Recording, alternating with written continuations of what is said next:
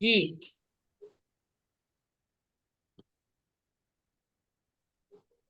बोलो श्री प्राणनाथ प्यारे की जय। बोलो श्री सदगुरु महाराज की जय।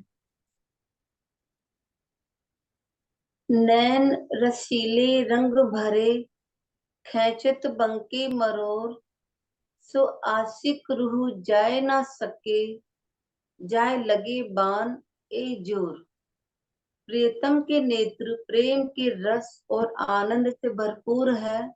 वे अपनी प्रेम भरी चित्तवनी से आत्माओं को अपनी ओर खींच लेते हैं।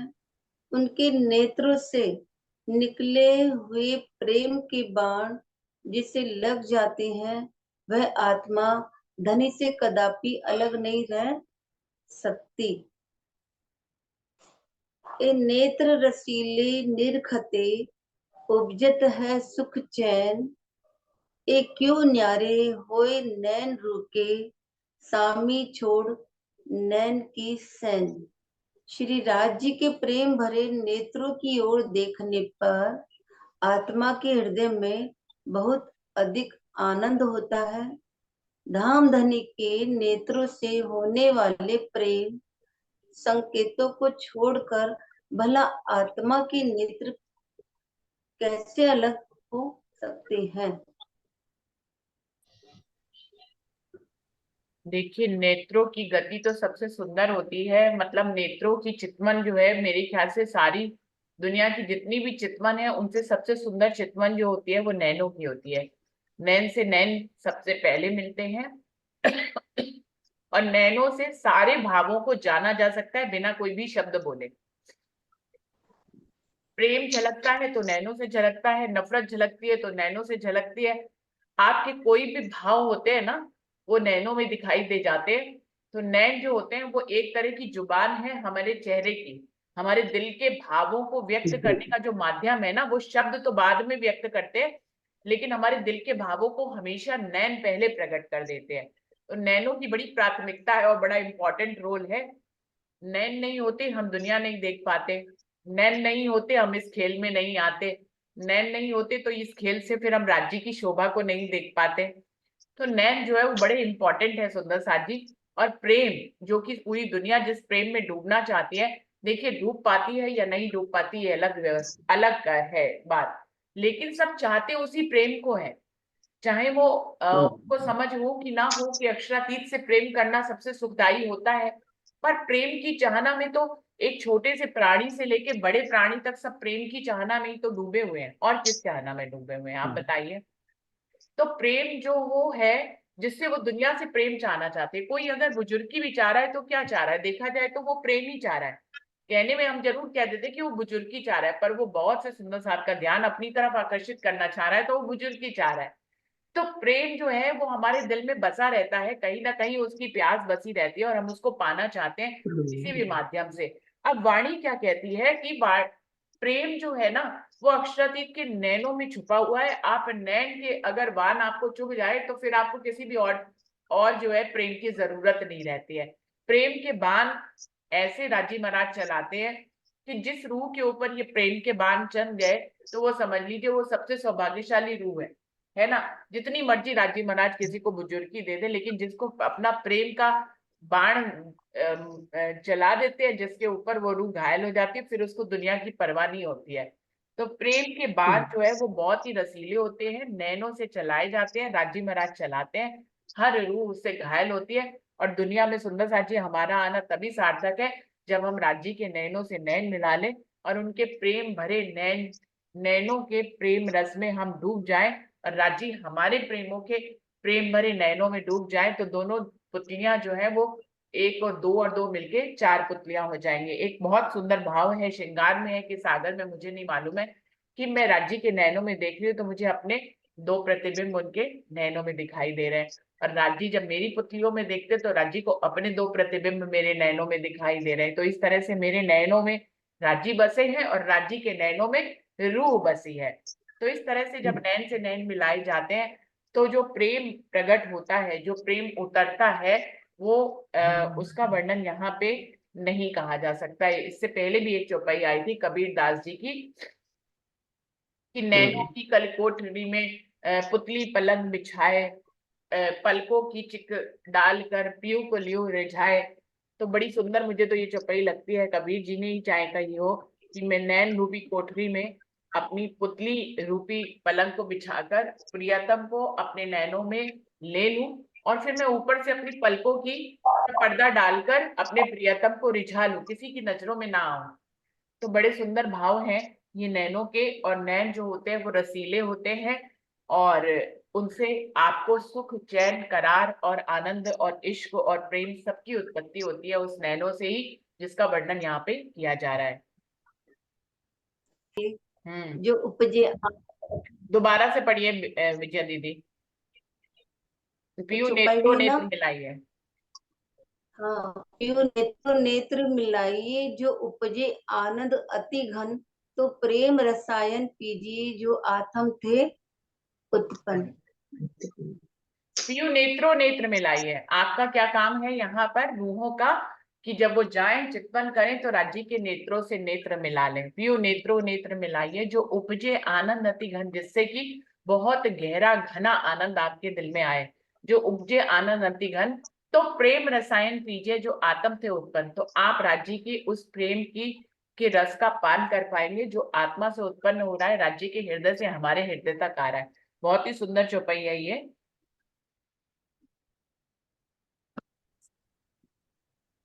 जी। जो चल जाए सारी उम्र, तो क्यों छोड़िए इन सुख से, क्यों आधार्य आशिक अंतस्करण। यदि इस इन नेत्रों को निरखते हुए पूर्ण आयु भी व्यतीत हो जाए, फिर भी इन नेत्रों के सुख कैसे छूट सके। प्रेमी अंगना के अंतकरण इन नेत्रों के सुखों से कैसे तृप्त हो। नीलवट सुंदर सुभान के शोभा मीठी मुखार बिंद, एक छवि कहीं न जाए एक अंक की, एक तो शोभा सागर खाविंद। धाम धनी का नीलवट ललाट अत्यंत सुंदर शोभायमान है। इस नीलवट की सुंदर आकृति से ही मुखार बिंद की शोभा है। धाम धनी के अंगों की शोभा तो सागर के समान है। इसी कारण एक अंग की सुंदरता का वर्णन किया ही नहीं जा सकता। प्रणाम जी, प्रणाम। जी प्रणाम जी। जो पहला है ना चौपाई, उसका भाव मैं पढ़ना चाहूंगी। भावार्थ जो है, जो राजन स्वामी जी ने टीके में लिखा है। जो चल जाए सारी उम्र, तो क्यों छोड़िए सुख नैनन, इन सुख से क्यों अघाइए आशिक अंतस्करण। वो कह रहे हैं पूरी उम्र भी लग जाए ना आपका इस नैनों का दर्शन करने में, तो आपको इस नैनों के सुख को नहीं छोड़ना चाहिए। इस सुख से आप कभी भी अघा नहीं सकते। मतलब दुनिया में इतने सुख होते हैं, उनसे हम लोग थक जाते हैं सुख लेते लेते। वो कह रहे हैं कि लेकिन रांची के नैनों के को देखने का जो सुख है, उससे कभी भी आशिक रूहों का अंतस्करण थक नहीं सकता है। इसके भावार्थ में लिखा है, इस चौपाई में ये संशय होता है कि अतृप्ति के मायावी विषयों से अतृप्ति तो मायावी विषयों से होती है, जबकि ब्रह्मानंद को शाश्वत शांति देने वाला कहा जाता है। किंतु इस चौपाई में ऐसा क्यों कहा गया है कि धनी के नेत्रों की ओर देखते रहने पर भी तृप्ति नहीं होती है। इसका समाधान ये है कि विषयों से मिलने वाला सुख क्षणिक होता है, और उसके सेवन में लज्जा, भय तथा अंतोत्गतता, ग्लानि का अनुभव होता है। किंतु चित्त में विषय सुख का संस्कार होने के कारण उसको पुनः भोगने की इच्छा बनी रहती है, और यह चक्र जन्म जन्मांतर तक चलता रहता है। इसके विपरीत ब्रह्मानंद का सेवन करने वाला विषयों की नश्वरता और निरर्थकता को ज्ञान दृष्टि से जान चुका होता है। जब वह चितवनी की अवस्था में धनी के नेत्रों से ब्रह्मानंद का रसपान करता है, तो उसमें उसे अनंत आनंद का अनुभव होता है। किंतु कुछ समय के पश्चात उसे वापस ध्यान तोड़ना पड़ता है, क्योंकि शरीर को निद्रा, भोजन आदि की अनिवार्य रूप से आवश्यकता पड़ती है। ध्यान तोड़ने के पश्चात उसे यह अनुभव होता है कि ये संसार तो तृष्णाओं और कष्टों की अग्नि से जलने वाला भयंकर वन की तरह है। ऐसी दशा में वह पुनः ध्यान में मग्न होकर ब्रह्मानंद का रसपान करने लगता है और कभी भी संसार की ओर देखने की इच्छा नहीं करता है। इसे इस चौपाई में अतृप्त होने की बात कही गई है। देखिए, अतृप्त होना, परमधाम में कुछ भी अतृप्तता नहीं है सुंदर साथ जी। ये एक काल माया के ब्रह्मांड के भाव से कहा गया कि मतलब इतना सुख है कि रूहें इसको लेती रहती और तृप्त नहीं हो पाती। कहने का भाव ये है बस, और कुछ इतना बड़ा बात नहीं है जो कहा गया हो कि जिसको हम लोग समझे कि कोई अतृप्ति है। इसका मतलब कोई अतृप्ति की बात कही गई है परमधाम में, कोई अतृप्ति नहीं है। हम काल माया के ब्रह्मांड में बैठे हैं तो हमें क्या लगता है कि एक बार राज्य से नजरें मिल गई तो रूह लेना ही चाहती है उस सुख को। और काल माया के ब्रह्मांड में वो हमेशा ध्यान में नहीं रह सकती है सुंदर साथ जी, कभी ना कभी उसको ध्यान तोड़ना ही पड़ता है। तो वो शरीर की जो आवश्यकता है तो वो बार बार फिर उस नैनों की तरफ जाती है। एक बार ध्यान टूटता है वो फिर नैनों की तरफ जाती है। इसको भले चाहे कह सकते हैं कि हमेशा ही प्यास बनी रहना, इसको अतृप्ति की तरफ कह सकते हैं कि मतलब हमें एक ऐसा प्रेम मिल रहा है, एक ऐसा भाव और आनंद मिल रहा है जिसके लिए हमारी लगन लगी रहना। मतलब हमारे दिल में उससे कितना भी हम ले लें संतुष्टि नहीं आएगी, हमें लगेगा फिर हम ले लें, फिर और ले लें। तो इस तरह के भाव को यहाँ पे दर्शाया गया। ये भाव हो गया ना भी, हमें धनी के स्वरूप को हर टाइम निहा अपने दिल में ही समझना है। बस मेरे धनी मेरे अंदर बैठी है। बिल्कुल बिल्कुल। हंसत शोभित हरवटी आप दंत शुरू करिए। हंसत शोभित हरवटी दंत अधुर मुख लाल, आशिक से क्यों छूट ही सब अंग रंग रसाल। हंसत शोभित हरवटी, श्री राजी महाराज की ठोडी, उनके दांत अधुर, मुख लाल, मुखार बिंद लालिमा युक्त है धनी के, और उनकी हरवटी ठोडी बहुत सुंदर है, उनके दांत बहुत सुंदर हैं। अधुर तो अमृतमय है, आशिक से क्यों छूट ही सब अंग रंग रसाल। आशिक से जो रूहें उनकी आशिक हो गई हैं, उनसे उनका एक एक अंग रसीला अंग छूटता ही नहीं है। वो दांतों की तरफ देखती है तो दांत कैसे लगते हैं, अधूर कैसे हैं। अधूर से तो वो धनी बात करते हैं ना, तो वो उसी में ही खो जाती है। मुख लालिमा युक्त है धनी का, और एक एक अंग में जो रूह है वो उसी में ही मिल जाती है, गलित हो जाती है, उनसे कोई अंग छूटता ही नहीं है। अति कोमल अंग किशोर, कायम अंग उन्मद, ये छवि अंग अरस के पहुंचत नाही शब्द। श्री राजी महाराज अति कोमल अंग किशोर, किशोर अवस्था है धनी की, और उनके अंग अति कोमल है। धनी किशोर अवस्था के अति कोमल अंगों से युक्त है। कायम अंग उन्मद, उनमें क्या है, प्रेम से भरे हुए हैं, अखंड है। धनी तो कायम है अंग उनके, लेकिन उन्मद है, किशोर है, और अंगों में उमंग भरी रहती है। ये छवि अंग अरस के, ये परम धाम के अंग हैं, पहुंचत नहीं शब्द। इंद्रावती जी की आत्मा कहती है कि ये शब्दों में व्यक्त नहीं हो सकता कि धनी हमारे किशोर अवस्था के हैं, और उनके अंगों में हमेशा ही आनंद भरा रहता है, और उन आनंद भरे अंगों को देखकर आत्मा भी आनंदित ही रहती है, और उसको हम शब्दों में व्यक्त नहीं कर पाते हैं। प्रणाम जी।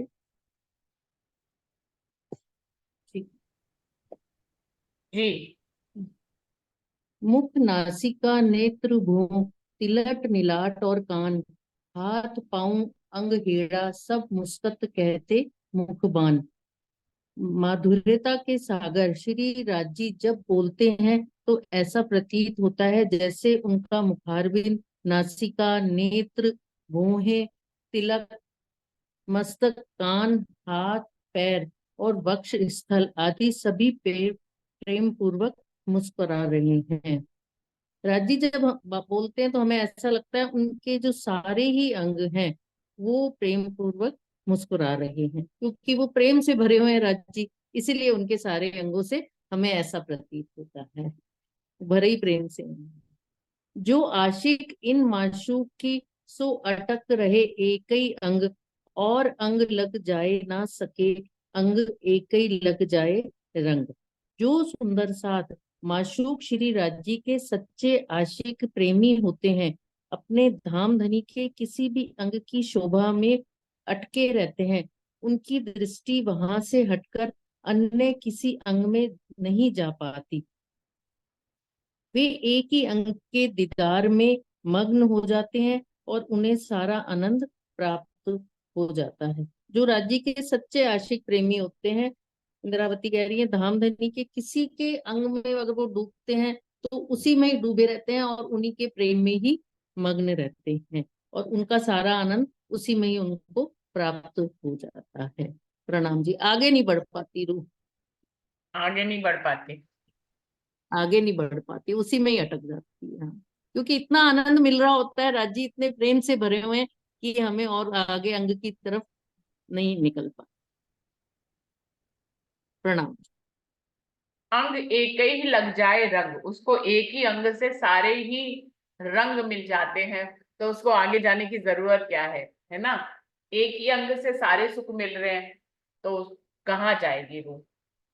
इंद्रावती कह रही है, ये तो धनी की मेहरबानी है कि धनी मुझसे सब अंगों का वर्णन करा रहे हैं।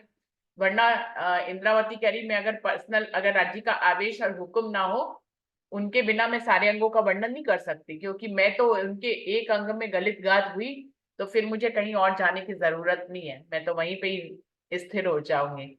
लेकिन धनी का आवेश, धनी का हुक्म, क्योंकि उनको अपने पूर्ण स्वरूप का वर्णन कराना है, इसलिए वो अपने हर अंग पे मुझे ले जा रहे हैं, हर अंगों का सुख दे रहे हैं और फिर वर्णन करा रहे हैं। वरना तो आशिक, सच्ची आशिक रूह उसी को कहते हैं जो एक ही अंग में जिसको सारे रंग लग जाए।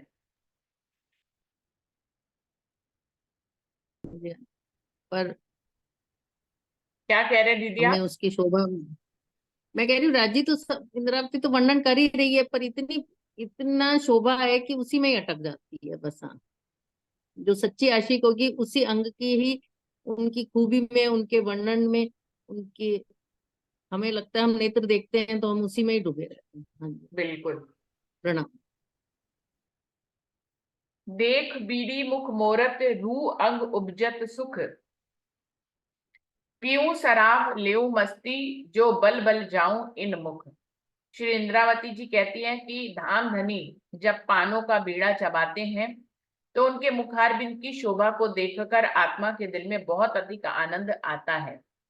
मेरे दिल की यही इच्छा है कि मैं प्रियतम की प्रेम सुधा का रसपान कर बेसुध हो जाऊं और जिससे मैं उनके मुखारबिंद की अलौकिक शोभा पर बारंबार न्योछावर हो जाऊं। तो कह रहे हैं, एक तो राजी महाराज इतने सुंदर, लालिमा उनके मुख पे है, ऊपर से राजी महाराज पान का बीड़ा खाकर अपने मुख को वैसे ही लाल कर लेते हैं। तो जब पान का बीड़ा खाते हैं तो शोभा और अधिक बढ़ जाती है। और ऐसी शोभा को वो इंद्रावती जी कह रही है कि जब मैं देखती हूँ तो मुझे बहुत ही सुख उत्पन्न होता है।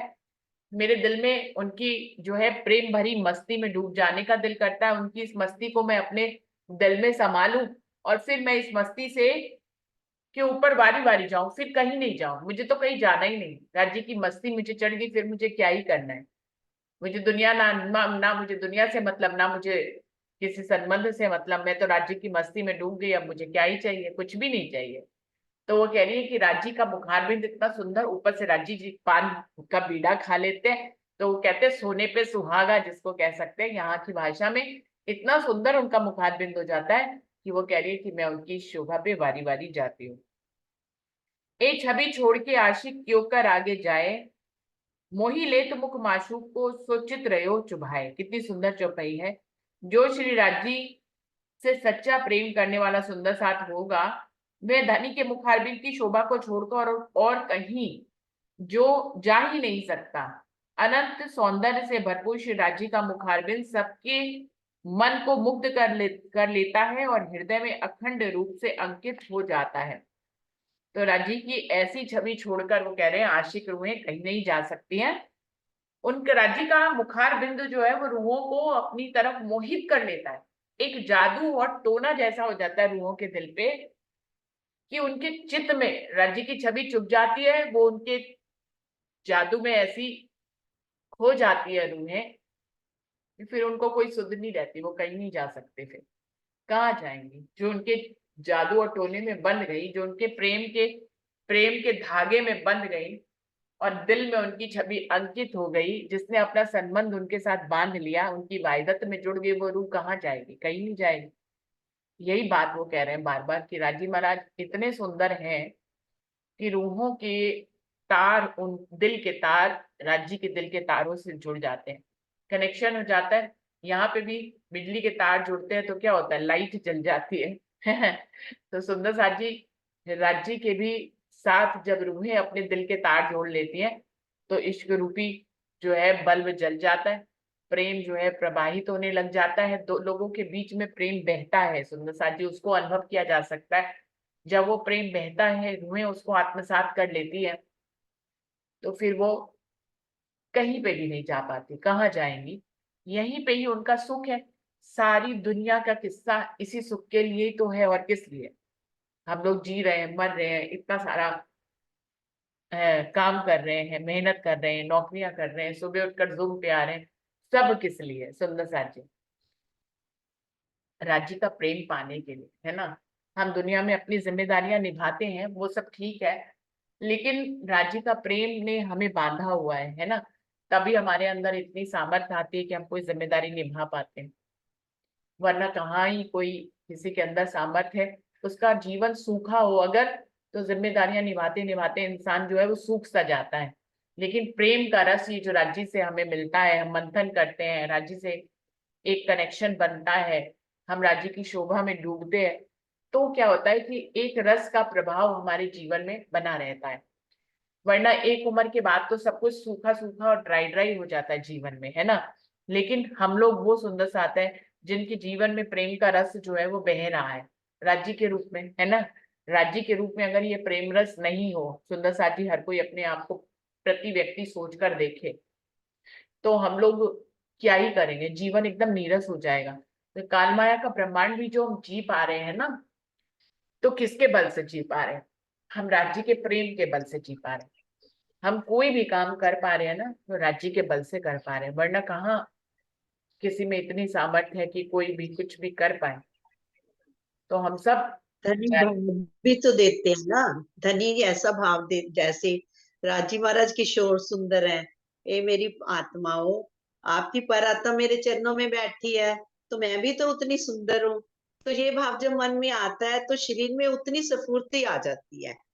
वो भाव आने से, वो देने वाले कौन है? धनी की। ये हमें धनी ने ही तो दिया है, धनी हमारे घरों में बैठी है, जी वाणी के अंदर, इन शब्दों के अंदर, वांग्मय स्वरूप में।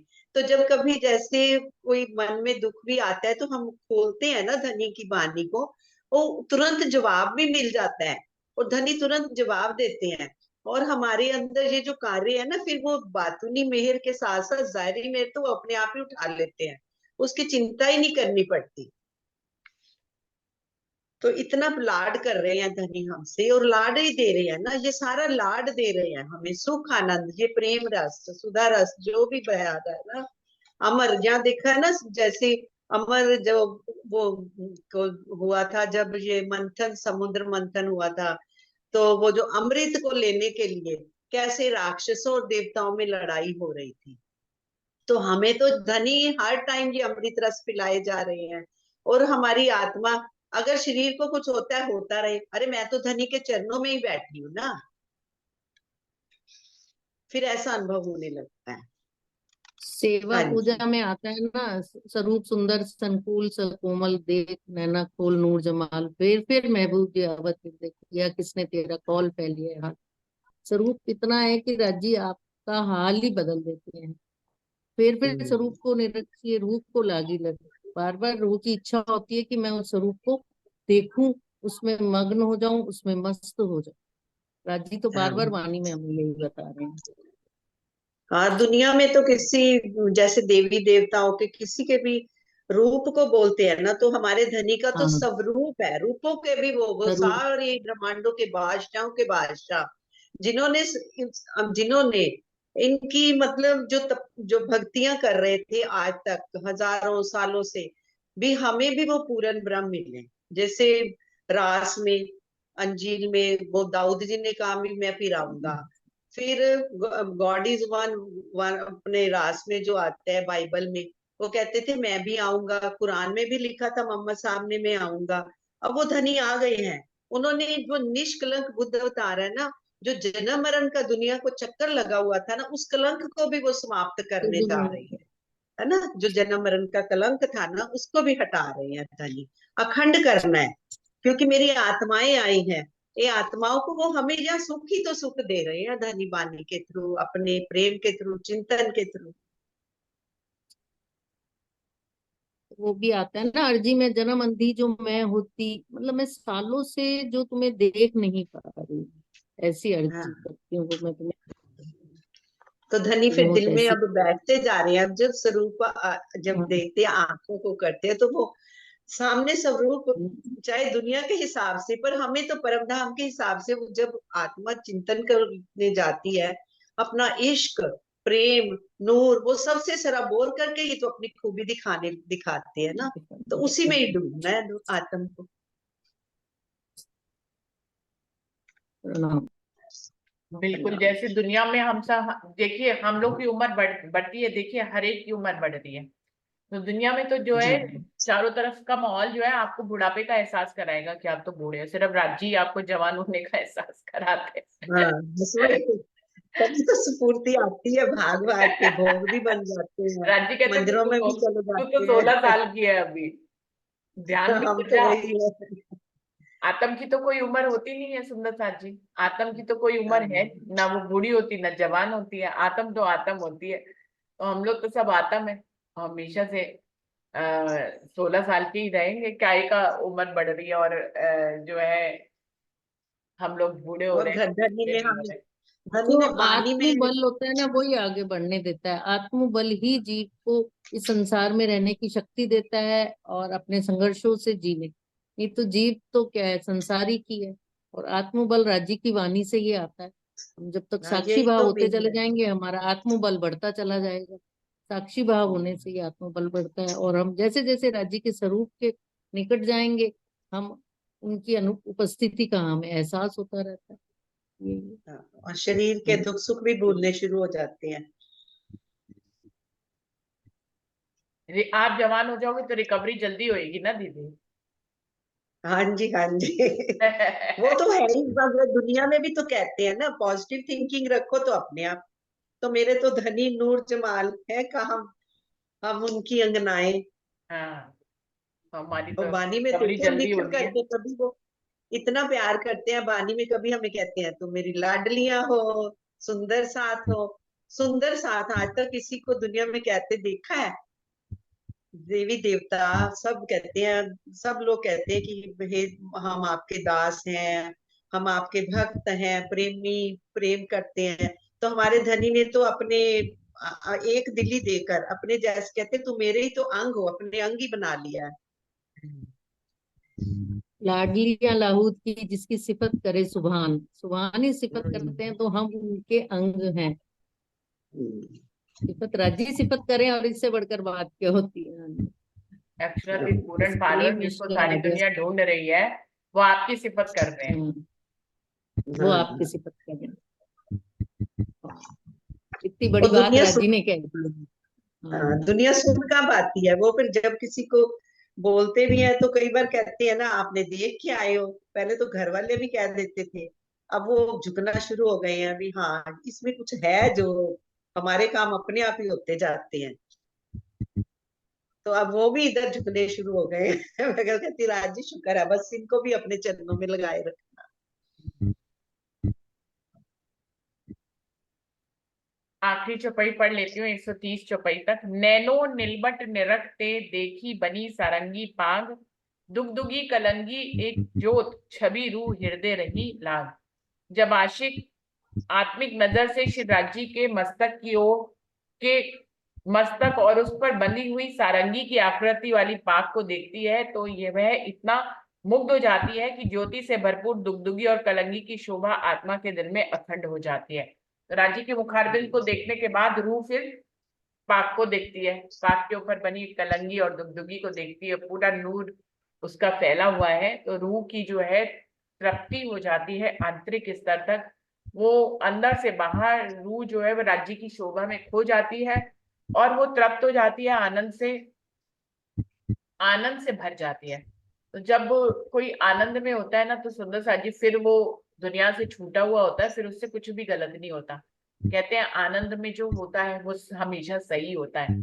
तो ऐसा ही रूह अगर राज्य की शोभा में डूब जाती है तो फिर उससे कुछ गलत नहीं होता। क्यों? क्योंकि वो राज्य के आनंद में डूबी है। आनंद में डूबा व्यक्ति क्या ही गलत करेगा, वो तो आनंद में डूबा हुआ है, उससे तो किसी गलती की उम्मीद ही नहीं कर सकते। बुद्धि वाले जो अपने आप को बहुत बुद्धिमान समझते हैं वही गलती करते हैं। तो आनंद में फिर एक ऐसी अवस्था होती है कि आनंद को वर्णन नहीं किया जा सकता। और रूह आनंद में जब डूबी होती है तो वो एकदम निश्चल और पाक साफ, जिसको कहते हैं प्योर, प्योर बन जाती है। आत्मा जो है वो एकदम प्योर हो जाती है, पाक साफ हो जाती है। फिर कोई दाग धब्बा नहीं होता उसकी आत्मा के ऊपर। आत्मा एकदम प्योर अवस्था में होती है जब वो प्रेम में होती है, जब वो इश्क में होती है तो एकदम प्योरेस्ट फॉर्म जिसको कहते हैं उस अवस्था में होती है। ऐसे कहते हैं ना, आनंद का उल्टा भी नहीं होता। एक शब्द आनंद का कोई अपोजिट नहीं होता। अपोजिट नहीं है। क्या अपोजिट करोगे? नफरत से उसको तोलोगे क्या? आनंद को तोल ही नहीं सकते। हाँ, तोल ही नहीं सकते हम। बिल्कुल सही है। इश्क और आनंद और प्रेम का कोई दूसरा शब्द नहीं है, ये अपने आप में ही पूर्ण शब्द है। ना तो इसमें कुछ जोड़ना अच्छा लगता है, ना इसमें कुछ घटाना अच्छा लगता है।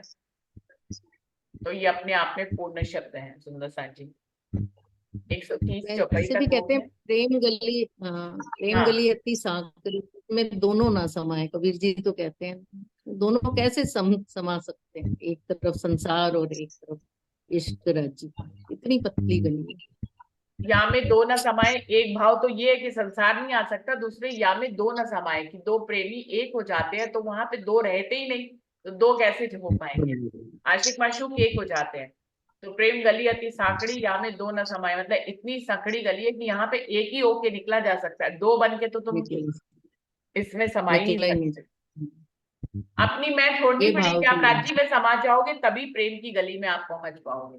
आपकी मैं रहे, मैं राज्य से प्रेम कर रही हूँ, इतनी मैं भी नहीं होनी चाहिए।